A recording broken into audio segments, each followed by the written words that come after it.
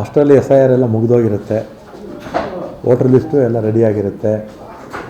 ಆಮೇಲೆ ಹೊಸ voter list ಏನಿರುತ್ತೆ ಅದರ ಪ್ರಕಾರನೇ ಚುನಾವಣೆ ಕೂಡ ಮಾಡ್ಕೋಬೋದು.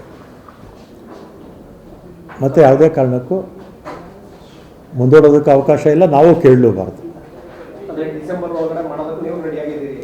ನಾವು ಯಾವಾಗಲೂ ರೆಡಿನೇ, ಎವರ್ ಗ್ರೀನ್ ಅಂತಾರಲ್ಲ ಹಾಗೆ ನಾವು ಯಾವಾಗಲೂ ರೆಡಿ ಇದ್ವಿ. ಆದರೆ ಬೆಂಗಳೂರು ಮೊದಲು ಒಂದೇ ಮಹಾನಗರ ಪಾಲಿಕೆ ಇತ್ತು, ಆಮೇಲೆ 5 ಆಯಿತು, ಮತ್ತು ವೋಟರ್ ಲಿಸ್ಟು ಈಗ SIR ಆಗ್ತಾಯಿದೆ. ಈ ಥರ ನಾನಾ ಕಾರಣದಿಂದ ಮುಂದಕ್ಕೆ ಹೋಗಿತ್ತು. ಮತ್ತು ಒಂದು ಸಮಿತಿ ಬೇರೆ ಮಾಡಿದ್ರಲ್ಲ ರಿಜ್ವಾನ್ ಅಧ್ಯಕ್ಷತೆಯಲ್ಲಿ, ಅದರಲ್ಲಿ ವಿಪಕ್ಷಗಳು ಇದ್ದರು, ಅದರಿಂದ ತಡ ಆಗಿತ್ತು. ಆದರೆ ಕಾನ್ಸ್ಟಿಟ್ಯೂಷನ್ ಪ್ರಕಾರ ಮುಂದಕ್ಕೆ ಹಾಕೋದಕ್ಕೆ ಅವಕಾಶ ಇಲ್ಲೇ ಇದ್ದರೂ ಕೂಡ ಹಿಂದೆ BJPಯವರು ಕೂಡ 2 ಬಾರಿ ಹಿಂದಕ್ಕೆ ಹಾಕ್ಬಿಟ್ಟಿದ್ರು, ಮುಂದಕ್ಕೆ ಹಾಕಿದ್ರು ಚುನಾವಣೆಗಳನ್ನು.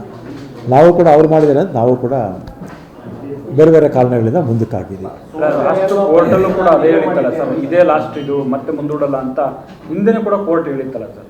ಹೇಳಿದರು, ಆದರೆ SIR ಬಂದ್ಬಿಡ್ತಲ್ಲ, ಅದರಿಂದ ಅವಕಾಶ ಕೊಟ್ಟಿದ್ದಾರೆ. ಇಲ್ಲಾಂದರೆ ಕೊಡ್ತಿರಲಿಲ್ಲ ಸುಪ್ರೀಂ ಕೋರ್ಟು. ಸೋಲ್ತೇವೆ ಅನ್ನೋ ಕಾರಣಕ್ಕೆ ಕಾಂಗ್ರೆಸ್ ನಾಯಕರೇ ಮುಂದಕ್ಕೆ ಹಾಕ್ಸೋದಕ್ಕೆ ಪ್ರಯತ್ನ ಮಾಡಬಹುದು.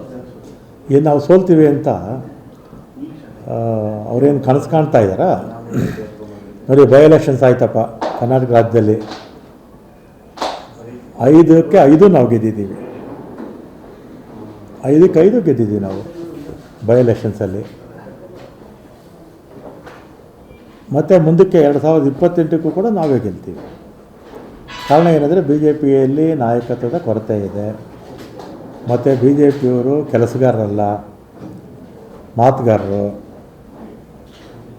ಮಾತಿಂದ ಮಂತ್ರಕ್ಕೆ ಮಾವಿನಕಾಯಿ ಬೀಳುತ್ತಾ, ಹಾಗೆ ಮಾತಿಂದ ಓಟ್ ಯಾವಾಗಲೂ ಬರಲ್ಲ. ಯಾವುದೋ ಒಂದು ಸಂದರ್ಭದಲ್ಲಿ ಹಾಕ್ಬಿಡ್ತಾರೆ, ಧರ್ಮ ದೇವರು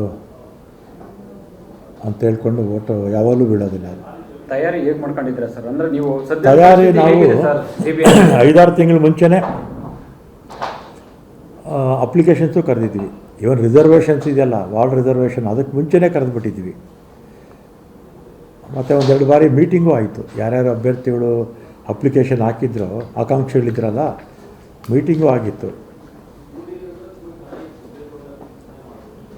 ಈಗ 5 ಕ್ಷೇತ್ರಗಳು, 5 DBA ವ್ಯಾಪ್ತಿಯಲ್ಲಿರ್ತಕ್ಕಂಥ 5 ಪಾಲಿಕೆಗಳಲ್ಲಿ ಸಾಕಷ್ಟು ವಿರೋಧ ವ್ಯಕ್ತ ಆಗಿದೆ ಸರ್. ಒಂದು ಬೀದಿ ಬದಿ ವ್ಯಾಪಾರಿಗಳು ನಿಮ್ಗೊಂದು ರೀತಿ, ಈಗ ಈ ಬಾರಿ ಸವಾಲು ಅನ್ನೋ ರೀತಿಯಲ್ಲಿ ಇರ್ತಕ್ಕಂಥದ್ದು ಎಲೆಕ್ಷನ್. ಎಷ್ಟು ಕ್ಷೇತ್ರಗಳನ್ನು ಗೆಲ್ಲುವಂಥ, ಅಂದರೆ ಎಷ್ಟು 5 ಝೋನಲ್ಲಿ ಎಷ್ಟು ಗೆಲ್ಲುವಂಥ ವಿಶ್ವಾಸ ಇದೆ ಸರ್? ಸಾಕಷ್ಟು ಸವಾಲಾಯಿತು ಅನಿಸುತ್ತೆ ನಿಮಗೆ ಈ ಬಾರಿ ಎಲೆಕ್ಷನ್. ಈಗ